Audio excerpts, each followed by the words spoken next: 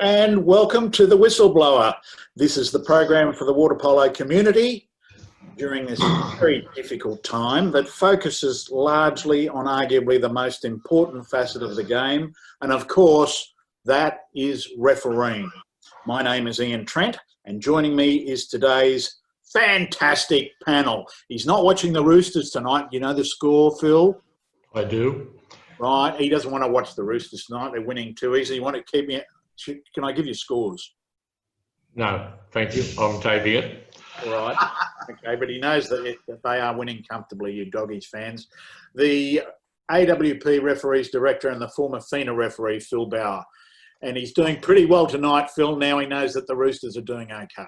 It's 24-0 at halftime, Ian. And thanks, we could be outnumbered tonight now. Three Queenslanders, all females. We're in trouble. Girls' night, but of course we have coached girls for a long time. Let's go up to a lovely lady from Brisbane.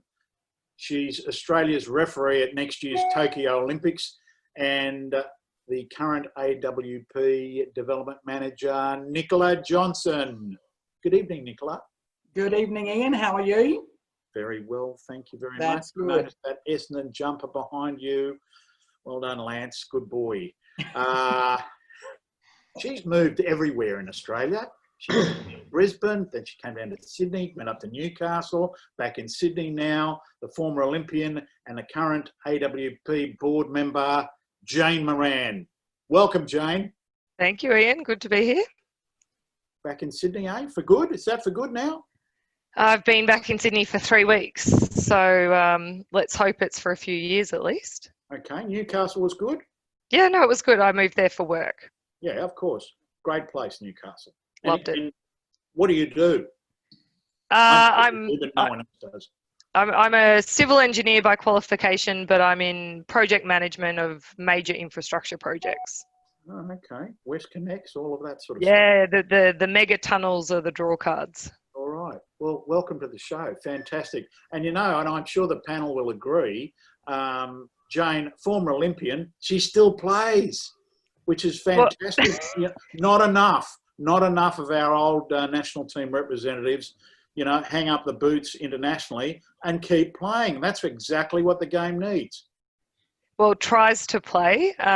So thank you for those kind words. But I think it's definitely something that's been told to me through the years that you do get scrappier the further away from elite that you are. Oh, well, scrappier is a nice way to put it. Okay. All right. Now, tonight we live and die on your questions, everybody. So if you go down to the bottom of your screen and you'll see the box Q&A. If you just press that, a little box will come up and you can write your questions and we will ask any of the panel. Of course, our special guest tonight coming up shortly, right? Sarah Mills, former Australian representative, Dr. Sarah Mills, I should say. So you can ask Sarah, but you can ask anybody, anything about polo, but particularly refereeing. And of course, our special guest, Sarah's got plenty to talk about. All right, so that's the audience questions, the way we get through there. We can also go email you and feedback, of course. We welcome that too. Whistleblowerpolo @gmail.com, and our Instagram account is whistleblowerpolo, hashtag who is TWB, the whistleblower. So we welcome any feedback and especially questions tonight. That'd be great. All right, let's now look at our first up. What we're here for is, of course, refereeing, and our game time segment with Danny Flav, Australia's most experienced and credentialed referee, joins us once again. Go those Magpies! Nearly did it on Thursday, didn't you, Danny? Everything. Oh yes, look, mate, we'll take the draw. It'll come finals time, mate. That'll be decided. Don't worry about that. I would take the draw. All right, Phil, what have we got to talk about today? Rules and regulations in water polo. Yes, Danny's going to go through a few rules and Nicola and I are going to question him if he's not too clear. Could I just say, we usually do a little bit about what's happening in polo. Over the last couple of weeks, we've had seminars with AWL delegates and AWL referees to discuss an interpretation on penalties. And we've come up with a number of videos, clips from TWPC meeting from a year ago that explains the interpretation of a penalty. And over the next week, these will all be forwarded to state associations by one of our panel members, Nicola. And hopefully we'll be able to get them out to every referee in Australia. I've finished, and now it's up to Danny with his rules. Sure. Look, not a problem. As we said, we were hopefully get some video clips on tonight, but unfortunately it's not working. So we'll just wing it, and we'll just go through some interesting questions that get asked by me. And we'll start with the flying substitute. Now, it's a very funny one because the substitute player needs to get in from the behind the re-entry box on their side of the bench, and they can swim up to halfway, no further than halfway. Okay, what TWPC is saying now that is, there's no really time limit for how long a player can sit in that flying exclusion area, but they're coming back to maybe 3 or 4 attacks, and if you're not substituting that time, they want you to move back to your bench area. Is that correct, Nicola, what you've heard? Okay. So what happens that means is if you have an attack and then a fence, an attack and a fence, and you haven't substituted, the referee or your coach should call you back, and you've got to swim back to your re-entry area and hop out that way. You can't hop out the side of the pool and walk back. You have to swim back to your re-entry area.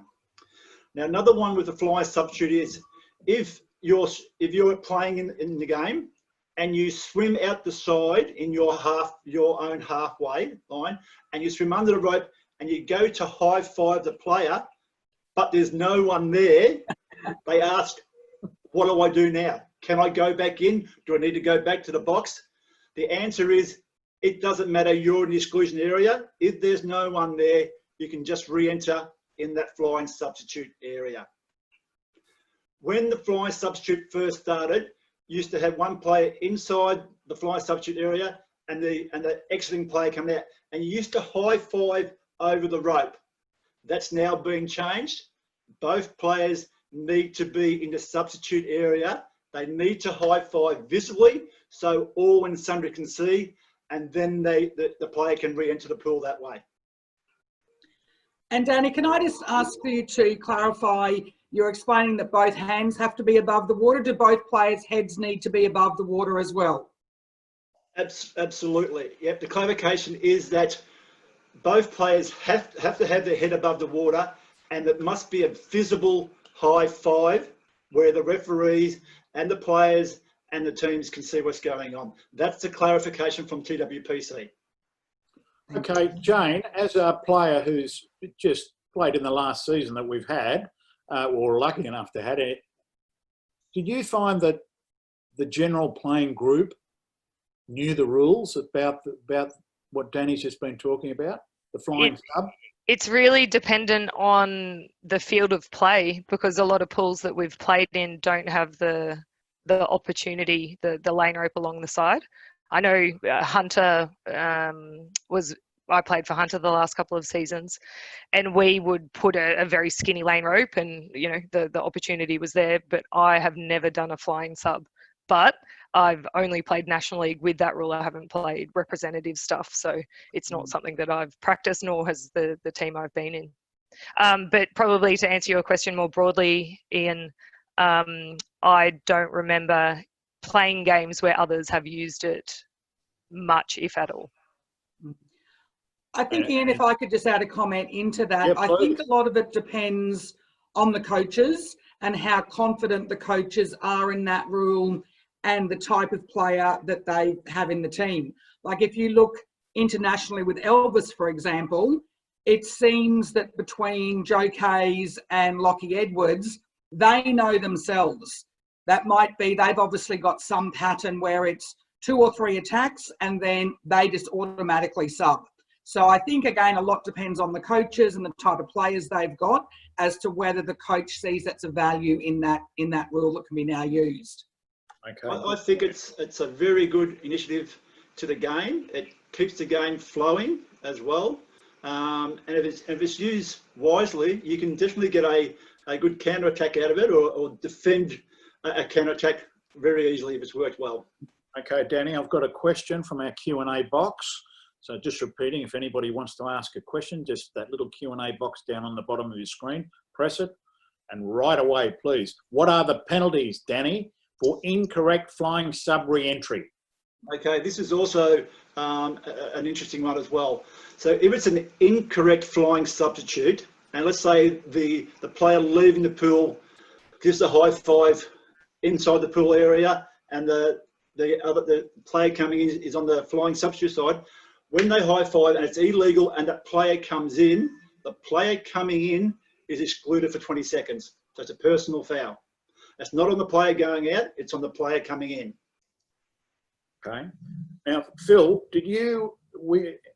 what was your perception of everybody's knowledge of the rules? Not the players necessarily, but the coaches and generally the spectators during our initial season with it. I thought the players and the coaches were fine. The spectators generally had very little idea of what was going on. And that's, the coaches and the players are talking about it every session, where the spectators go, and they've got to be educated, during a game virtually, where, everyone else is training, they're talking about the rules. No, I thought we were fine there. There weren't, in National League itself, there were hardly any questions from coaches or captains about, or complaining about rules. So no, I think we were all right there.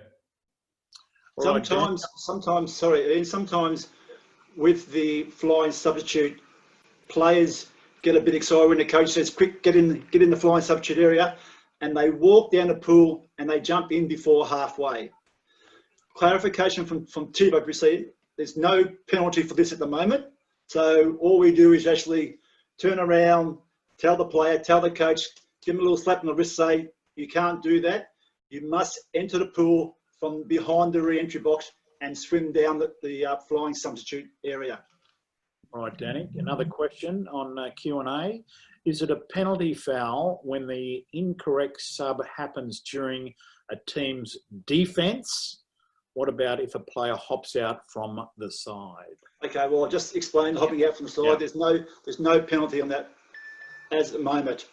Okay, a very good question about is it a penalty if they're in defence and it's exclusion?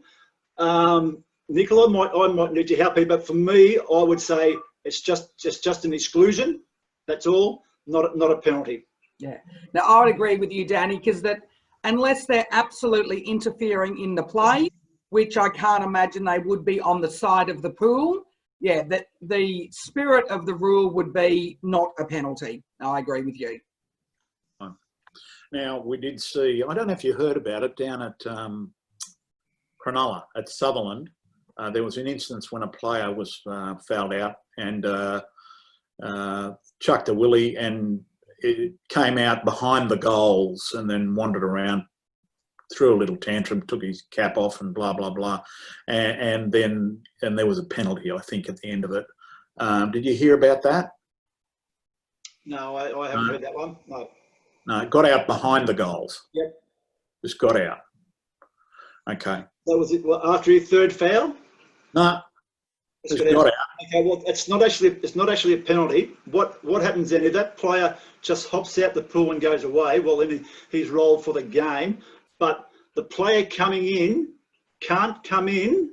He can't come in through the exclusion box until that player gets back into the box, or there's a goal or a timeout is called. So even after the 20 seconds they gain possession of the ball, no one can come in until that player that's walked away gets back into the box, or a team scores a goal or a timeout is called. Okay, and I believe that's exactly what happened. He was rolled for the game, and that's exactly what happened. Connor Davis, Phil. So if no goal is scored, Minnie, or no timeout is called, that team plays with a player down until something happens. Right. Connor and Liam were the referees there. Is it a red card thanks for these questions. Is it a red card if two players swap inside the field of play? Yes, it will be, because it will have 8 players in the water, and that's deemed as a red card for that extra player coming in.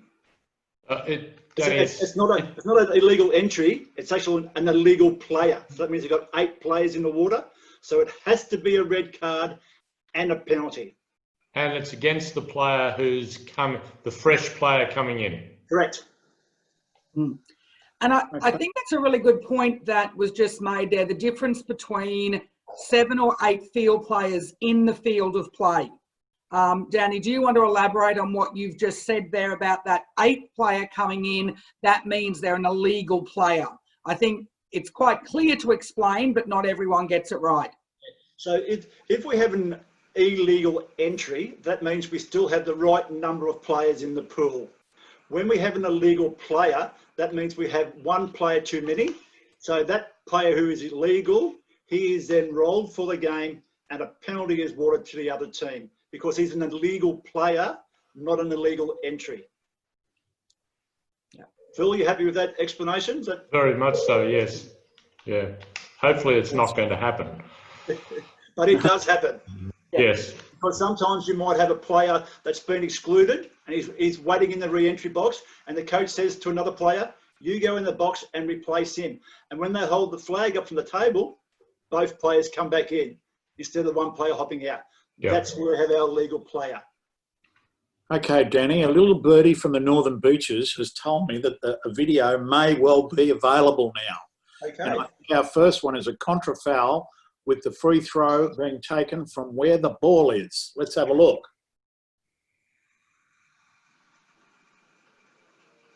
Looks better than it has. No, it doesn't. Okay, yep.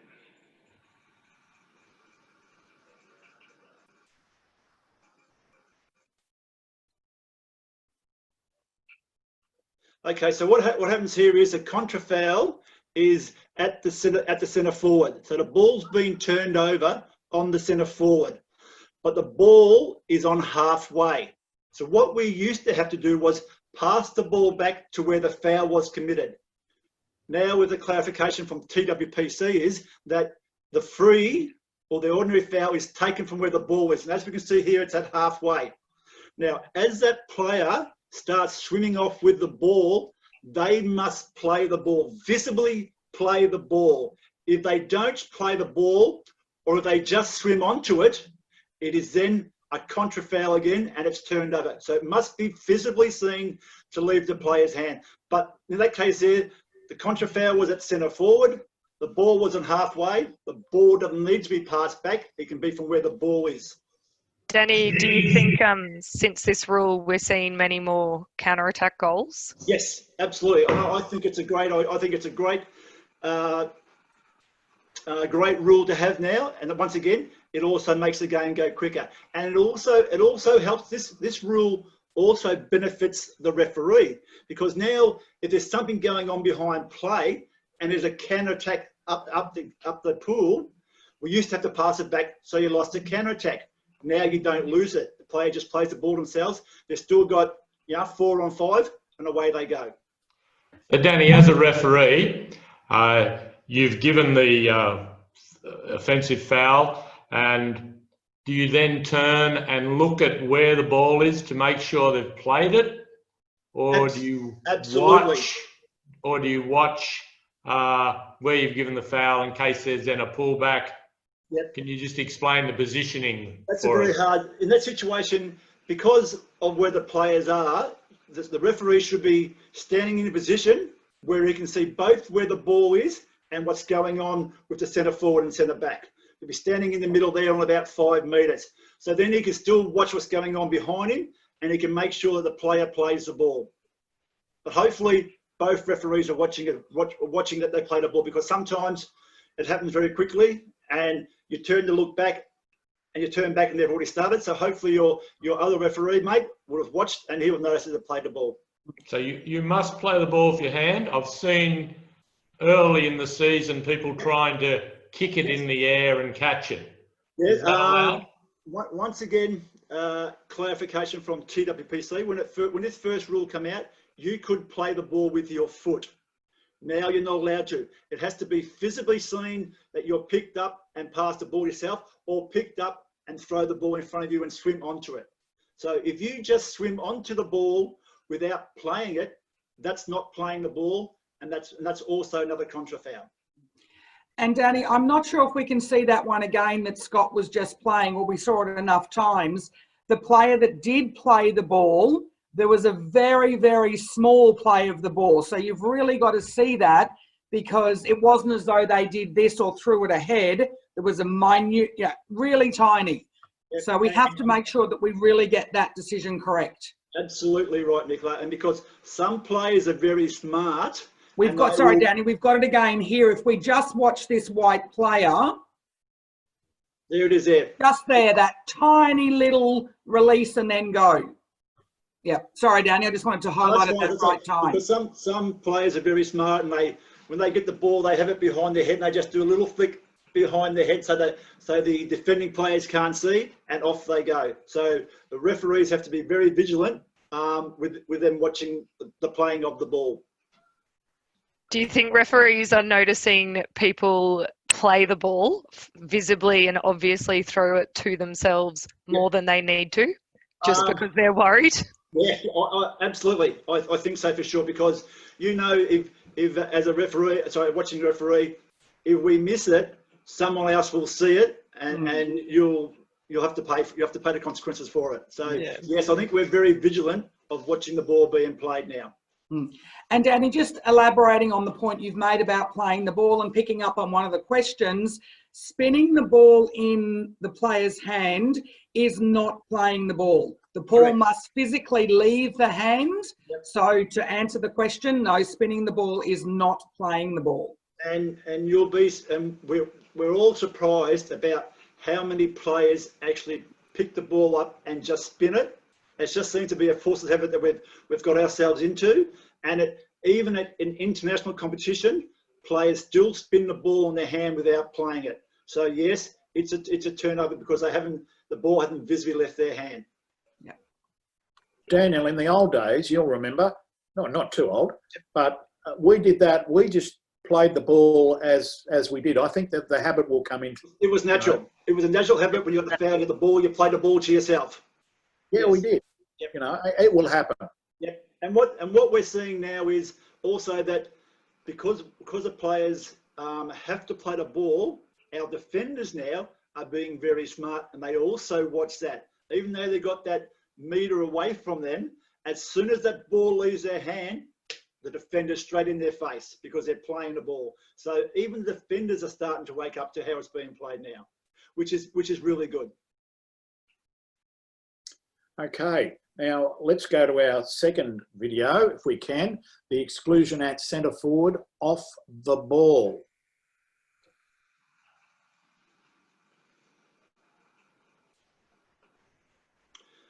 Okay, what happened then is that the centre back got excluded, of course. So as we said in our previous shows, is that we don't mind a bit of wrestling centre forward, centre back. That's all okay. But what happened here is it's off the ball. The centre forward spun. The centre back's trying to have his hands up, but when he's come down, it's hard to see. But his right arm's actually gone around the head of the centre forward. That's where the exclusion comes from. So you don't need the ball in there, in the centre forward, for it to be an exclusion. And Danny, just to elaborate that the ball can be played where it is. From out top, the ball can be played from where it is. So if it's in the hand of the guy out on 6 metres, well, that's where the ball is played from. But what we have to remember is, what all players need to remember, and coaches, is if that player is outside 6 metres and the foul was called at the centre forward, that player can't shoot, even though he's outside 6 metres, because the foul was called inside 6 metres. That's what we need to understand, because some players think, oh, hang on, it's called a foul. I'm outside 6 metres with the ball, I can shoot. You can't shoot because the foul was actually called inside 6 metres. But what we're saying is, don't be scared to call a foul off the ball. If they're being held or impeded or disadvantaged and it has to be an exclusion, we call it, ball or no ball. Right. Any other comments? No, we've got no further questions there, so that's good. Go to video number 3, Maestro. The exclusion on the post in 6-on-5, no ball. 6-on-5 defence, no ball. Once again there, even though in the good old days, there used to be a lot of holding on the post and around the head, we used to let it go. Nowadays, as soon as there any holding, and as you can see, the post defender actually grabbed the attacker around the head once again. And as we spoke about our last episode, any head contact is an exclusion. So you've got to call that straight away. In previous years, that you'd probably get away with that, but that's when it started to get heavy, and that's when punches and fights start. So now, as soon as any holding like that above the water, they're excluded. Once again, it's off the ball, so we don't have a problem with it. What do you think of the middle defender who might be maintaining the sink on that attacker? If it looks to the referee that he's actually still holding the attacker player down, absolutely get rid of him as well. So, and that's actually, Jane, a very good question, because it's actually a clarification from TWPC once again. If you're sinking as well, we just exclude them. And the sooner we get that out of the game, if you do one early in the game because they're doing it, then the players won't do it again. Especially guys on a post, if you call them early, they soon stop grabbing around the head and holding and sinking. Because it's almost something we're taught, though, isn't it? You know, as a middle defender, your hand is on the shoulder. Yep, and pushing down as you go off to the other defender across. Yeah. But now, if it's seen and it's above water and you're holding onto him, you have to be excluded. Danny, would you still call that exclusion if the man with the ball was on 3.5 metres about to shoot? It's a very hard one.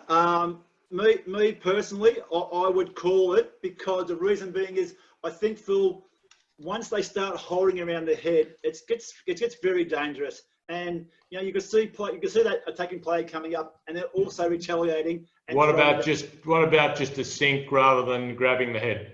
I'd probably let it go. If I think the guy up top's got the opportunity to have the shot, absolutely play the advantage. Yep. But once again, we've got to go back. If it's head contact, straight away. Yes. But if it's just sinking like that, holding down sinking, and the guy's coming into 4 metres, we let him go. We give him the opportunity and the advantage to score a goal, which is what we all want to see. Okay. Anything else? Ian, I've got a question on Instagram for Danny. Yes. From a West Australian goalkeeper. Can a goalkeeper take a penalty? Absolutely. At any stage during the game, if the penalty called, the goalie can take it. He can swim down and take it. He can take it in the penalty shootout. The only thing, and I've seen this happen, is that if they miss, there's no goalie in the cage down the other end. Okay, so if they've got a long shot, they can score a goal. And the other one that I have seen happen is if the goalie scores a goal and then teams go back to the centre line, and if that defending team, who's now the attacking team, if they get back there far enough and that goalie hasn't made it to the cage, the referee starts the game, no matter what. They don't wait for the goalie to get back to the cage. As soon as that now attacking team's ready to go and all teams are settled, play the ball. If that goalie's not back there, too bad. And I've seen that happen as well. You hope his team had enough brains to stay offside till exactly he got back. The goalie gets back there. Yeah. Correct. Don't bet on it. Okay. Probably one last one for Nicola and Danny. Do you find each state has a different style of play, press, zone defence, counter-attack, etc.? You guys being from Melbourne and Brisbane, when you come to Sydney, are people looking at you blankly? Nicola? I don't think so. I think I think every team, every coach has a different way of playing, and it's not that one is better than the other, one's more harder to referee, because I did see that question. It's just that they play differently. So yes, you do notice there's differences over Australia, as you notice differences when you travel internationally. But it doesn't mean one's right and one's wrong. You just referee what you see in front of you based on the rules, I think, is the important thing with that. And it could also be seen as that, you know, a referee travelling interstate might be more technical, Nicola, sometimes than that state referee. This is what Phil's trying to do now, to get us all refereeing and seeing the same thing and blowing a whistle the same way. But yes, there is differences. Well, we've been trying to do that for years, haven't we? Good luck, Phil. Right, that is our rules segment for the evening and for this episode number 4, and I think it's been a really good one. Thank you very much, one and all. Time now for our special guest. And there she is.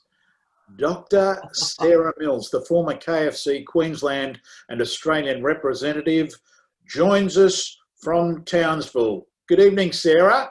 Hello, how are you? Really well, there you are. We've got you there. Okay, welcome to the show. I'll kick it off. What type of doctor are you?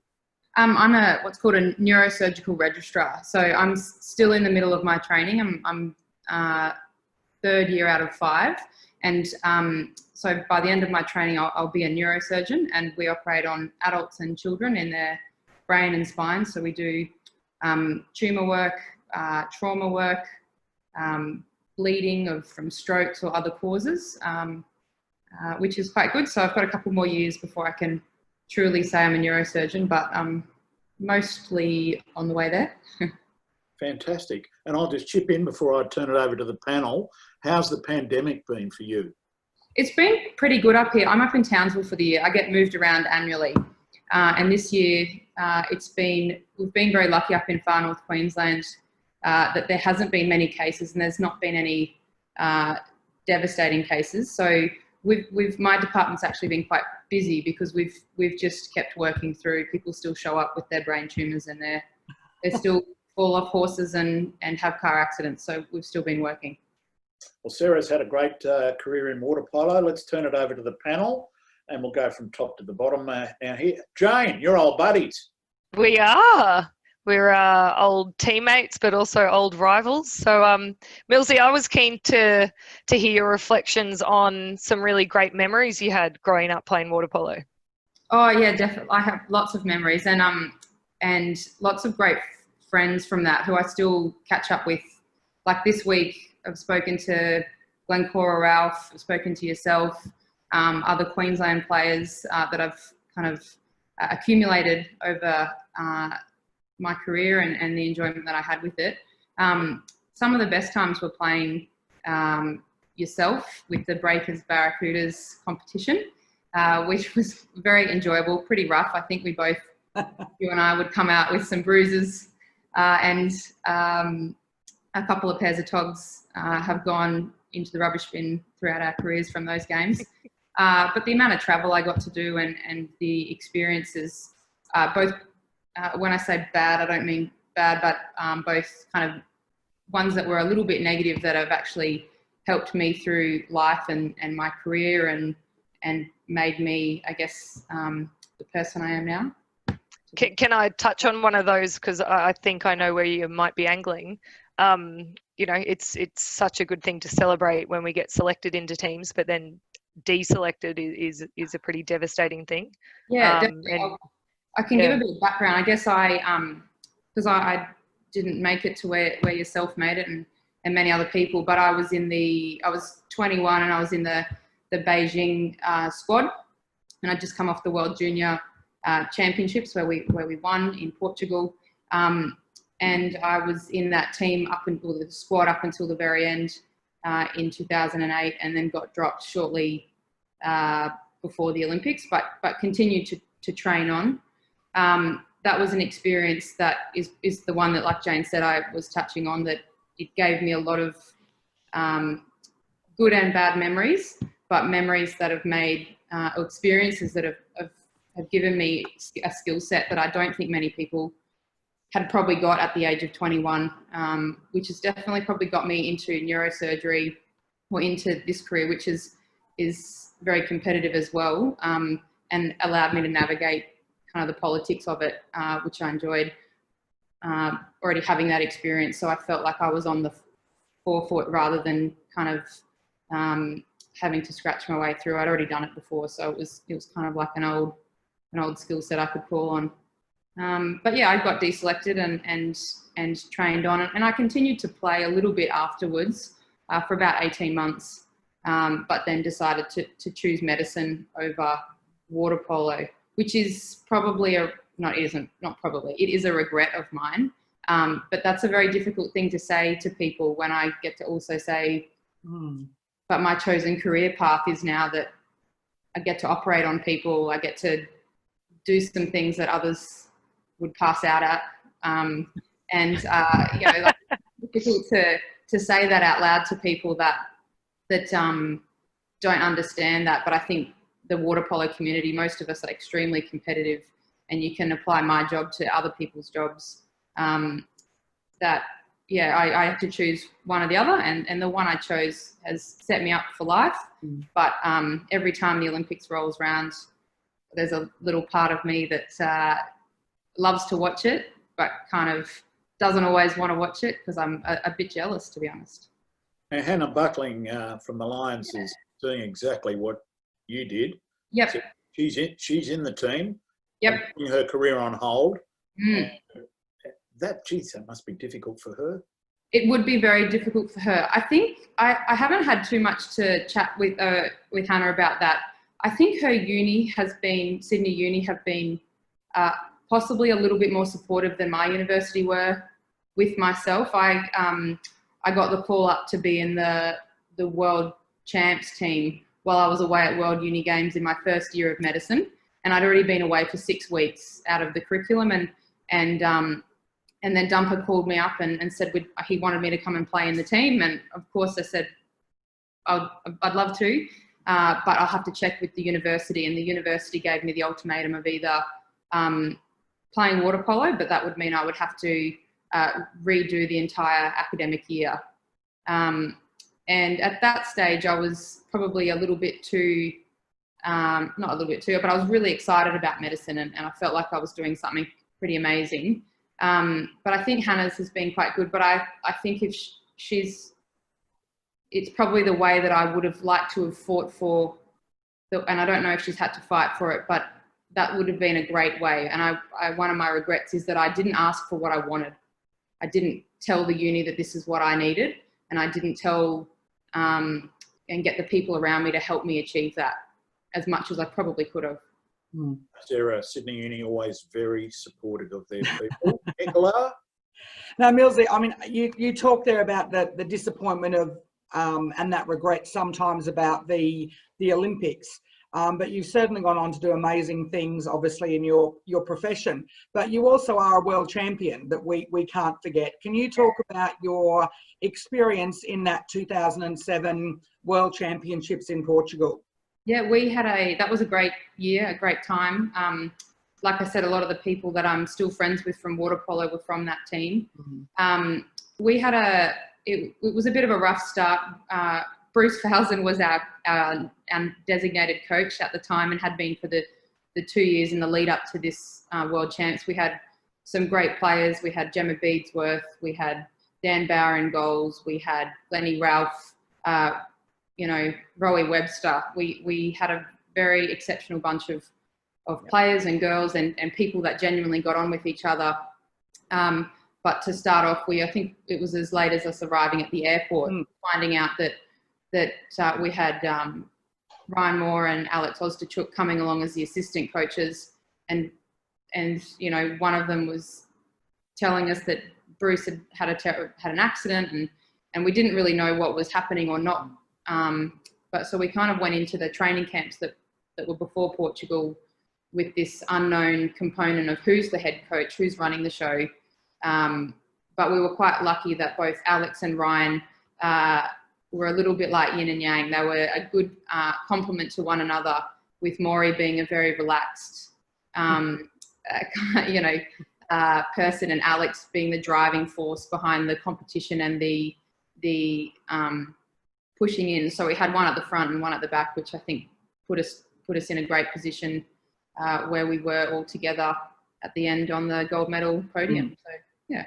No, it was a fantastic tournament, and I think then probably one of the biggest things, and you probably remember that, was the Russians being knocked out by New Zealand in the quarterfinal. And they just looked, as the tournament was going, everyone thought they were unbeatable and straight through to the grand final. So we played them in like a preliminary tournament in I think it was Greece, and they just absolutely walked over us. There was double figures, and we were falling apart. And but I don't know what the Russians are like now, but it seemed to be a bit of in the people that I competed against in both junior and national, is that the Russians were either unbeatable and they were a unit and they were amazing, or that the linchpin would come apart and it would all fall apart.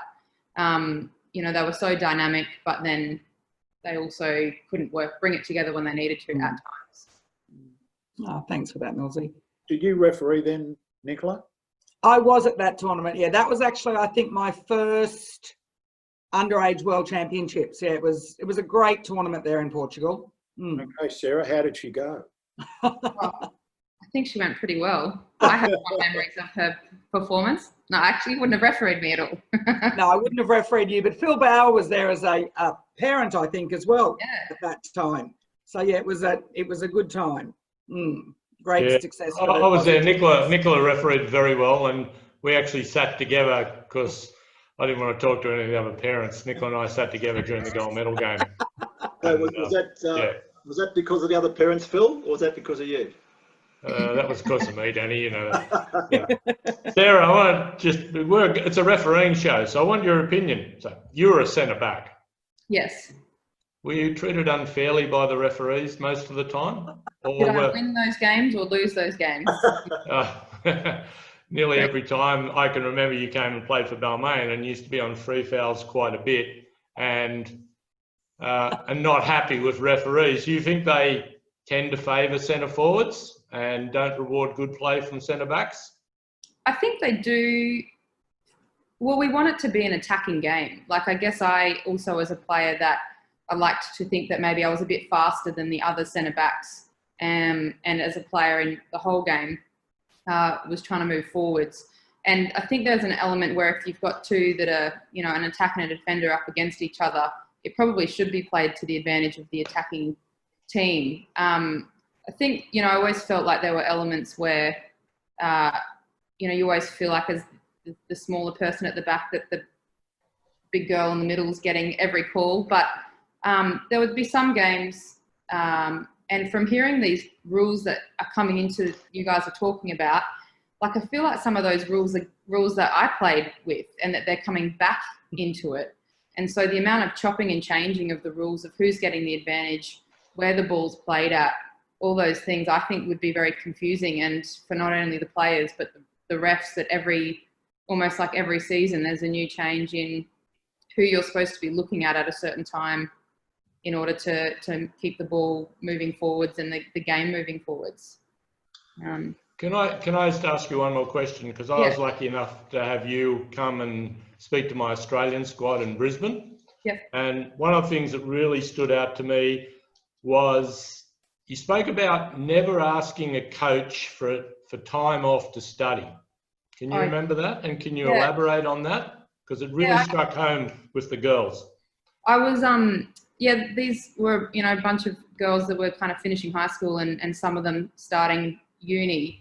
And at the time of all my QAS, I had a couple of coaches. I had Sharon Gist, and then I went on and had Alex Ozdachuk, both who kind of instilled in me this component that although we aren't a professional group of athletes, you should behave like a professional group of athletes. So there was a few of us, Jane being one of them, but there was a few of us doing higher degrees that had to balance those components, and was instilled in me quite early that you needed to have yourself prepared in order to achieve whatever you wanted to achieve. So the fact that, I really was proud that I never had to go to Alex or never had to go to someone and ask for a session off for an exam or to perform an assignment, because those things were all things that you knew were coming. They weren't unexpected, and that they were just part of your regular schedule.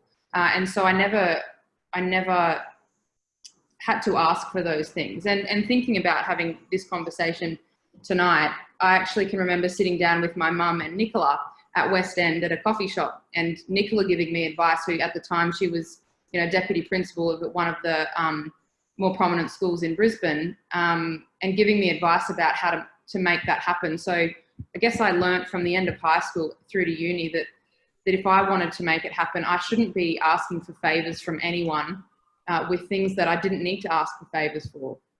So that was something that is important. And I think girls and boys coming through at that age bracket, if they, whatever they're doing, an apprenticeship or whatever, if they want to be considered a semi-professional athlete and have things given to them, such as training facilities, such as trips away, you know, being given the privilege to represent your country, and have a lot of that subsidised, then you should do the favour and be respectful back to the system and put whatever you need into it, which is 100%. Righty. Now, we were talking, Sarah, about having a knockback occasionally. Everybody has it in water polo and in general sport. How do you think we can put more support around athletes who commit a lot into a sport and then get the big knockback? Do you think we get helped at all when we're in that situation? I didn't get helped, nothing formal when I got knocked back. There was a phone call, and then the next question at the end of that phone call was, would you be willing to train on? And I didn't know at the time what I was getting myself into. And throughout the process, so I got dropped. I then went to a training camp, a trip to the US, to another training camp. And throughout that time, I really felt like no one laid out to me what was the expectations from me, what was my job. And I think I'm quite a logical thinker. I feel like if someone had given me guidance as to not only what was I there to do, who was I, like, what was my job? I wasn't the centre back anymore. I wasn't the outside shooter. I was the reserve, but I still had a role to play, and that was in supporting other people. But how was I doing that? And then in turn, I didn't really have anyone that came to me and said, oh, this is a terrible position to be in. Like, this is how, I had no one that had a similar experience sit me down and tell me it was terrible. And I had no one to guide me through what to do. I just had people saying, oh, that's rough, and get back in the pool. So for me, I would have liked, and I reached out to one of the girls who last cycle didn't succeed. I would have liked someone to just say to me, oh, this is terrible, but this is how you can go about doing a job. This is how you can be involved, and this is what you'll get out of it. But I don't know if that's occurred now, that there's any kind of psychological support or guidance as to what people should be doing. Yeah, I think it's crazy that was only 12 years ago, that the lack of support that was around then. Just being on the board now and having a bit of exposure to the administration of the sport, and it's not unique to water polo, there is a lot more support now, and it's such a big feature. I think actually some of the more prominent swimmers that you know, have been in the media through previous cycles have sort of put mental health really at the forefront of athletes that have either retired or have been deselected. So yeah, just that point, that it's crazy that it's polar opposites, but I hear you. I got deselected, I think 3 or 4 months before you did. Yeah. So Millsy, if you were back in the same situation again, would you train on with the team, or would you go home? I would train on with the team again. I would, because like they're the things that I learnt. So how to be involved in the team, I gave myself a job. Like I gave myself a job to help the centre forwards, but that took a trip away to the US and playing the US team to figure out that was my role. But I would need it lined up for me as to where I was. Like there was a situation where we were at a training camp in Cairns and the team were in one hotel and the 3 reserves were in another hotel. And yet we were expected to be a full member of the team and in fact got called out on not being enough involved. And that was, you know, like you think, oh, 21, you're an adult, you're a grown up, but in the grand scheme of the way that your brain's been through things, everyone in water polo, we've all been looked after a lot. Barely anyone has a full-time job in that age bracket when you're training for the Olympics.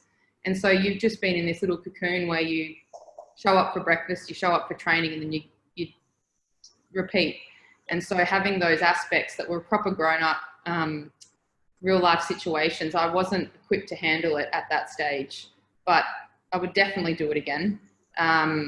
Because yeah, you know, now I get to lead a team at work. Like I have juniors under me, telling them, guiding them what to do. And I think those skills I got from that helped me with work.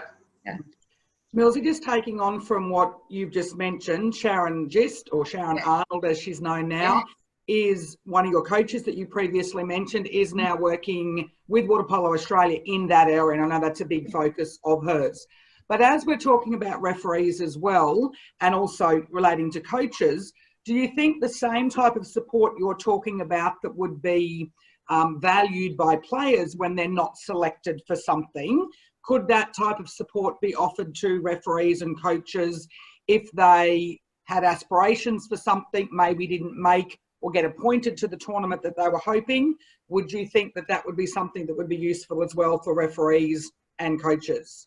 I think so, because the other aspects, more so I think with referees than coaches, is that we still require another referee to run the game. So whether or not, like I would imagine that someone may be dropped from being the ref of the upcoming tournament, but as the Australian team and group, they may be still asked to come and show up to a training camp and referee, you know, morning and afternoon sessions and commit a week plus of their time when they've already been told that they're not going to progress further.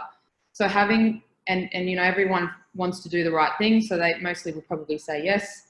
And so having guidance as to one, why did they miss out? And then two, how are they expected to improve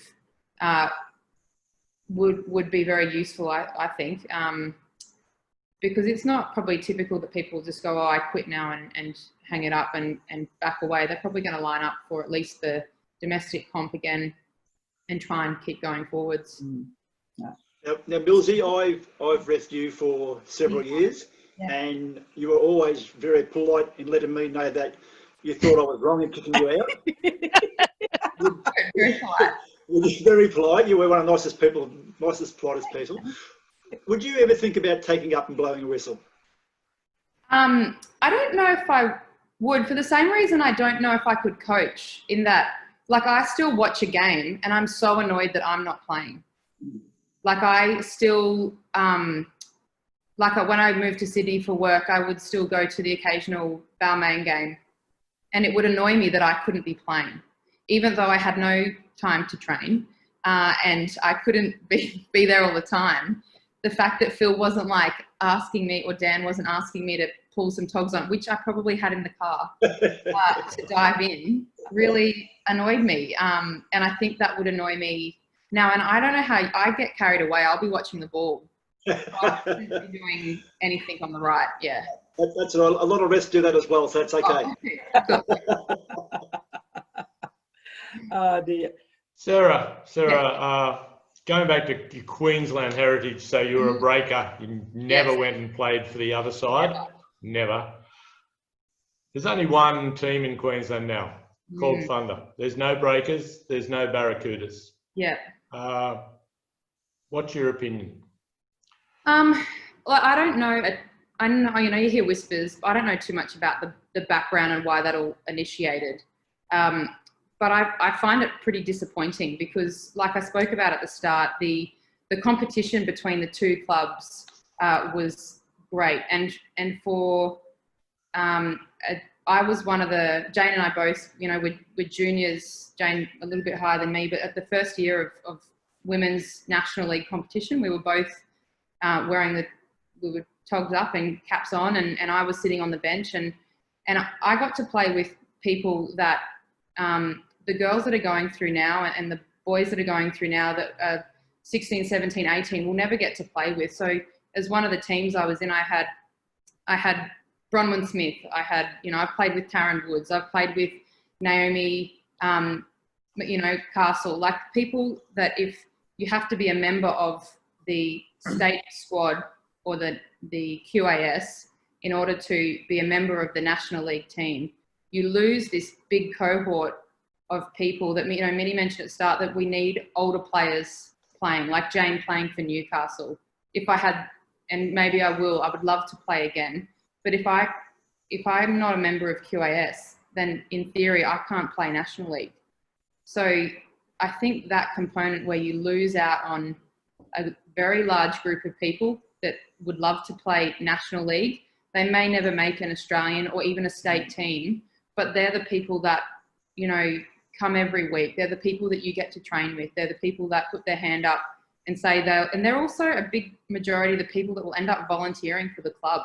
Yeah. So they're the people that do the times, do the clock and show up and do the barbecue and make water polo in Australia a real community sport.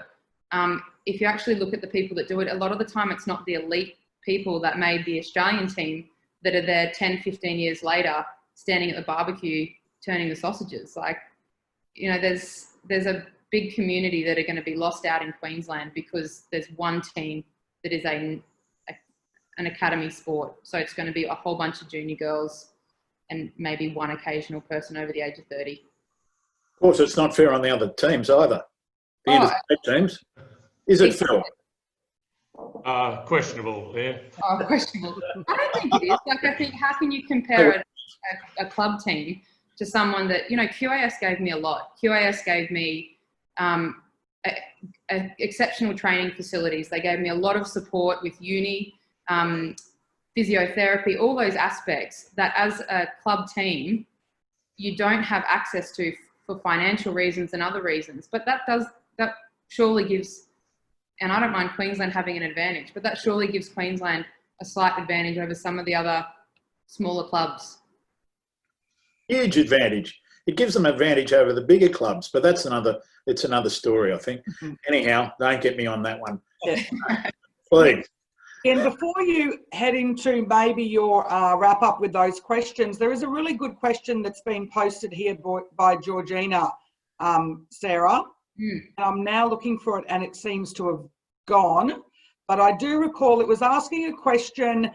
How do you obviously were identified as Sarah, the water polo player, or that was your identity when you were coming through as a water polo player, and now a brain surgeon or a neurosurgeon.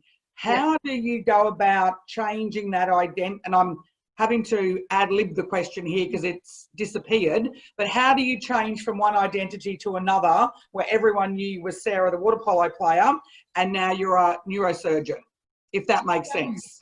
To some aspects, I probably used it a little bit to my advantage. Like, I was still quite proud that I, got to the level that I did get to. And in the world of surgery, I always knew that I wanted to do surgery once I started medicine, that it is, it gets a little bit of a bad rap at times for being a bit of a boys' club. I've not experienced that, but it is a club of sorts. And I've kind of used that to my advantage in some aspects. There's a lot of teamwork involved. But so I would talk sometimes when you're standing in a 12-hour case and there's nothing to talk about. There's nothing like talking about, where you got to travel around the world and who you got to meet and kind of the experiences you had. But as I kind of progressed through my work career, it becomes less and less talked about. But then every so often I'll hear someone holler Millsy down the corridor, and it will be someone from, that I met when I was playing water polo or someone's relative from water polo days, which is really nice to have in my back pocket. So I guess I've never left it, and I'm quite happy to hold on to it. Fantastic, thank you. Here's a very quick and cheeky one for you, Mills. Yes. So we've heard a lot about your neurosurgery and how clever that just sounds, like a bloody brain surgeon. Yeah. How does it feel being married to someone smarter than you? Well, my partner is she does a job that is probably a bit more dynamic than mine. Kate's a radiologist that also does procedures and takes clots out of people's brains when they have strokes and aneurysms and all those kinds of dramatic things that look great on the TV, and there's a lot of news reports lately coming up about that. But it is for interesting conversations and probably really boring conversations at times, and a little bit competitive conversations at times, like who did who did what procedure of what day does come into it a little bit, and who wins the medal for that. But you know, she gave me some money to ask that question. Don't worry about it. I'm sure she did, yeah. So some interesting dinner conversations by the sounds of it. Exactly. Sarah, I don't think Kate's ever been boring. But well, I can remember having dinner with you one night at my house, and one of my silly daughters over dessert asked what a brain felt like because she'd just come from an operation. Oh, yeah. Remember the answer you gave them? Yeah, it's like panna cotta. Yeah. Yeah. And I think we were eating something very similar at the time. If it's set well and you buy it at a restaurant, it looks good, and if it's not like panna cotta, then it's not in a good way. So it's a pretty good rule. Yeah. So, Sarah, you're up there in Townsville. It's a national show. Would you be aware of some of the Queensland water polo royalty that comes from Townsville now? And there's another Mills up there. There's Sandy Mills, who I don't think she ever lost a swim in her life. Played in a few of my national teams. Sandy O'Melia and Ash Southerns from Cardwell near there. Yes. And, of course, Phil would know this lady very well, Debbie Larkin, who is from up there too. And Debbie, what a good player she was, Phil. Yes, very good player. 86, Sam? Not Debbie was way before then. Well, before then, back in your era. I've been over a number of eras. I'll get it onto you. You don't remember Larks. No, I do remember it. Yes. Anyhow, look, if you want a game, bring up Larks. Sarah will put you onto her and you get I'll a find them. Townsville. Once everything's in full swing up here, I'll track down some water polo people. Oh, shit. Before you ask your last few questions, Yes. I know Sarah's got a question that she wanted to ask Jane. Yes, Jane. So Jane, a very important question. So, and it's a serious thing with a serious answer. So, sausage sandwich or chicken wrap? Yes. Why did Phil ask you to ask that? Look, whatever Phil asks, I will do. So He's got an awful photo of me eating. There we go. Oh. Awesome. There's the photo. So there's your answer, Millsy. my favourite pool. This is why I'm not playing at Balmain again. Screw you, Phil. Okay, bye. I don't blame you. I always thought you were smart. Back to you, Sarah. We always end off with we're always running out of time too. We always end up with our special guest, a few opinions. The best player you played with? Yeah, I think probably there was a bit of a tricky one. I think Gemma Beadsworth. She was the most reliable player. She could fire up if she needed to, but she was pretty level-headed. And as someone that was probably more towards the fiery end than the level-headed end, she was a great teammate to have. But then I struggled because someone like Alicia McCormack in goals, I think, made me a better player. Like, she was a great teammate to have to play with as well. So, and I mean, that's probably a selfish answer, but yeah, I think that was those two girls. How about the best player you played against? I mean, the one that kept me going and going and going was definitely Jane, because it seemed as though Barracudas, whoever the coach was at the time, I felt like they would always just make Jane line up on me. And that kept me occupied for every Barracudas game that we ever had, which was, I mean, that's what you want, isn't it? You want to be involved in the game.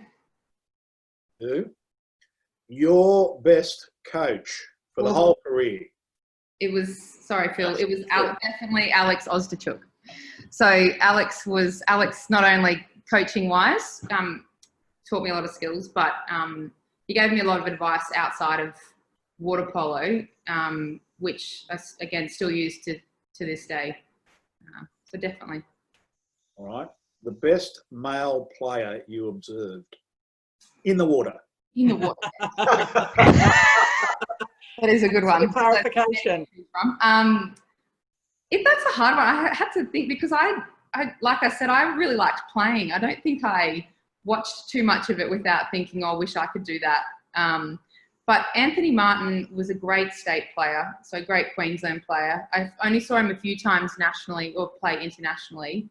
But I also have the added benefit that he's now married to one of my best friends. So the Anthony Martin from Queensland.